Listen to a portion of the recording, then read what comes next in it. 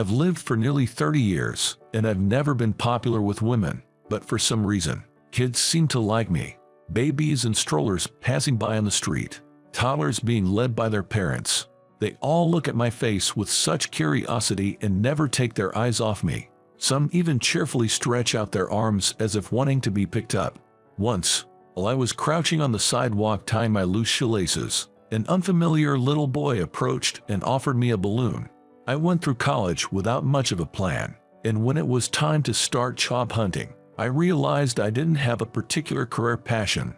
The only thing going for me was that kids seemed to like me. That being said, I wasn't especially fond of children. But somehow, although I wasn't sure if it was a special skill, I thought of becoming a child care worker.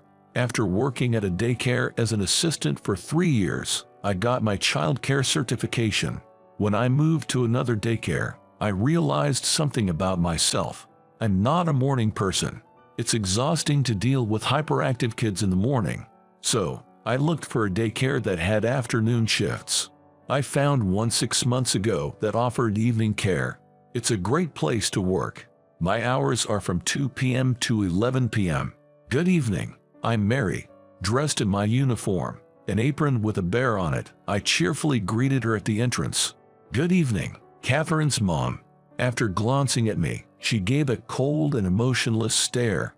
Darn it, I slipped up. She didn't like being referred to as Catherine's mom.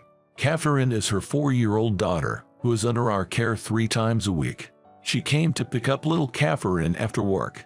People often assume that parents who use night care work in nightlife professions, but in reality, they have various jobs like office workers, teachers, and entrepreneurs. She is a doctor. She's a physician working 3 times a week at a nearby clinic in our neighborhood. I heard she divorced a few years back and is now a single mother. Good evening, Mary. I quickly corrected my greeting and went to wake up sleeping Catherine. Man, that was nerve-wracking. Almost had a heart attack there. To be honest, I had a crush on Catherine's mom. I mean, Mary. I liked her pale skin, natural makeup, and her slightly stern and tsundere appearance. There's no reason. You like what you like. I began to look forward to those brief moments when we exchanged a few words or when I updated her about Catherine's day. After all, in my eyes, it was just a fleeting crush from a plain man nearing his 30s who's never been popular with women.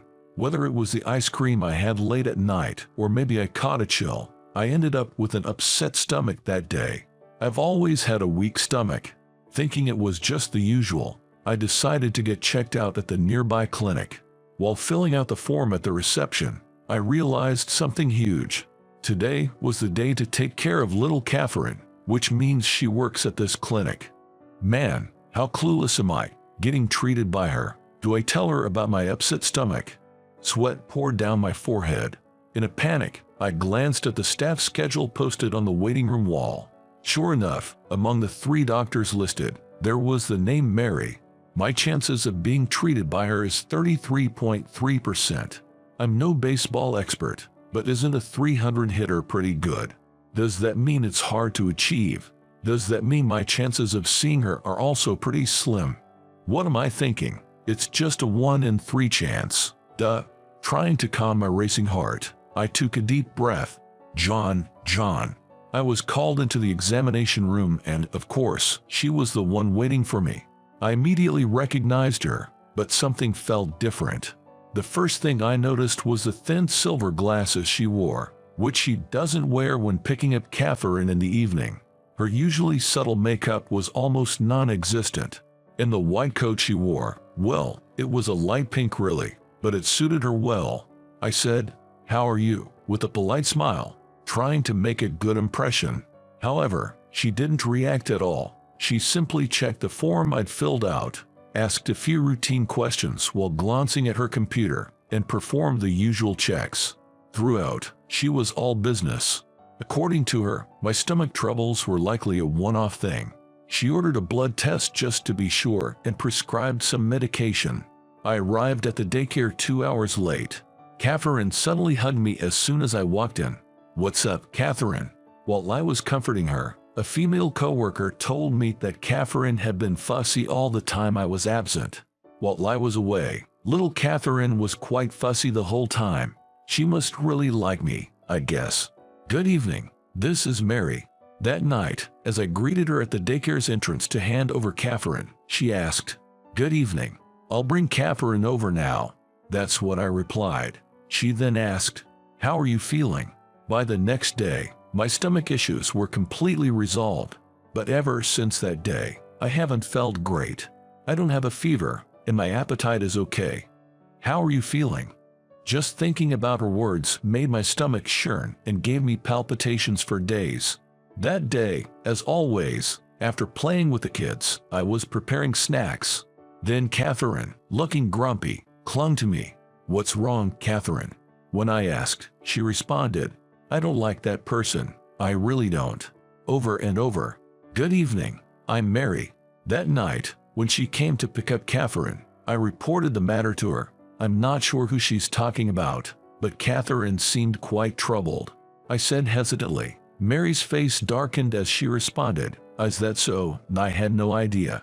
About 10 days later, just past 7 p.m., the phone in my office rang. It wasn't the day to look after Catherine. I had just finished putting the kids to bed after dinner and was taking a breather. I happened to pick up the phone. I kept saying hello, but there was just silence on the other end.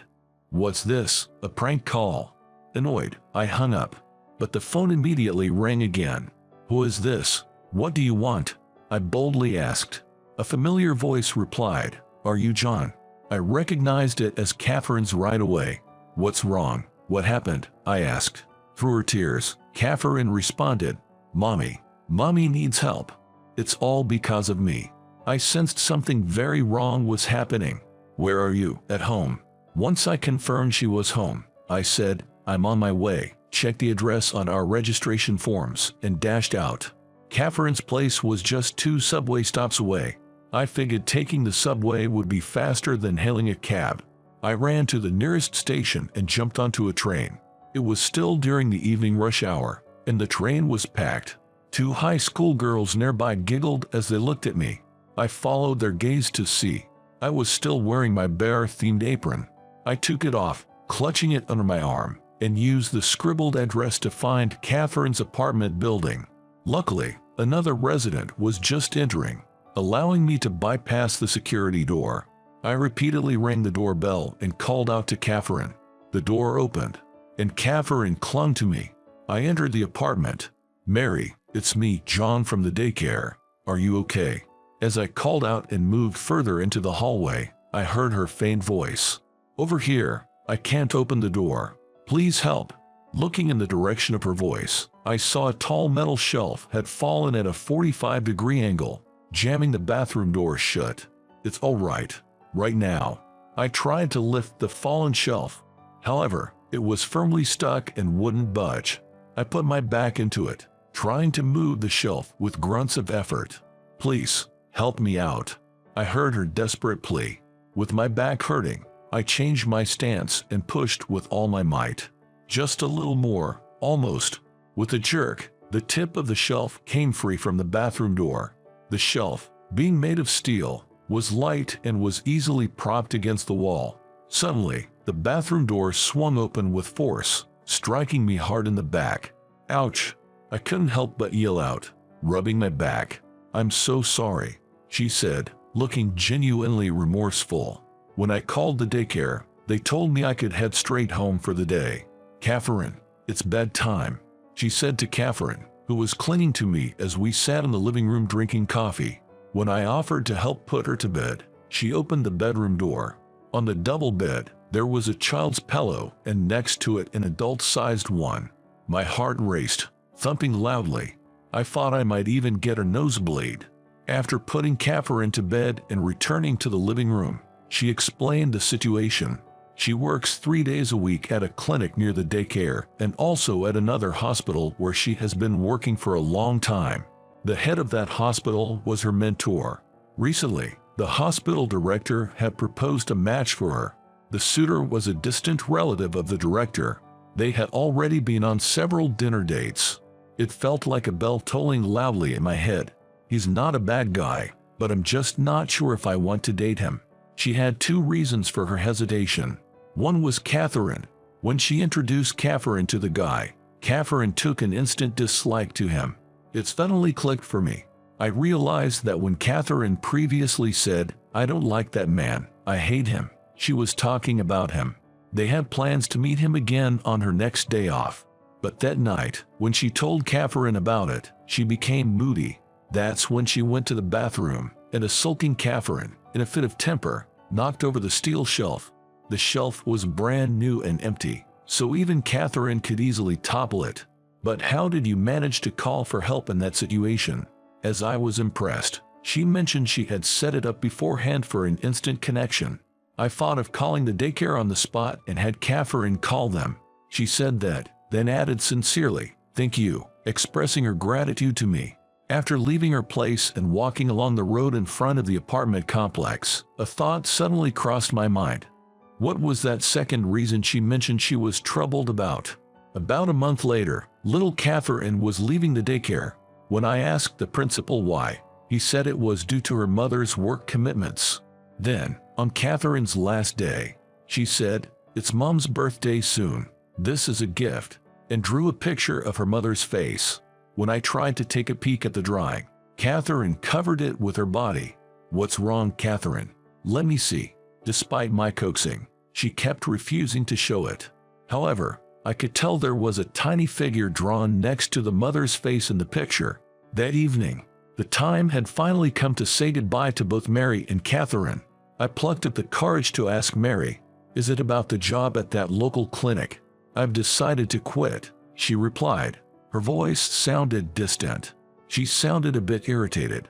She further explained, in a matter-of-fact tone, that she would now be working full-time at another hospital she had been affiliated with, which has a daycare facility. Catherine would be taken care of there full-time. So, she's decided to go ahead with that matchmaking. Walking out to the daycare's gate to see them off, Catherine kept looking back and waving at me, but Mary never once looked back, seeming quite indifferent. I felt a lump in my throat. A few days later, a call for me came through at the daycare's office. It was from Mary. She wanted me to come to her place next Thursday at 6 in the evening. I told her I had work and couldn't make it at that time.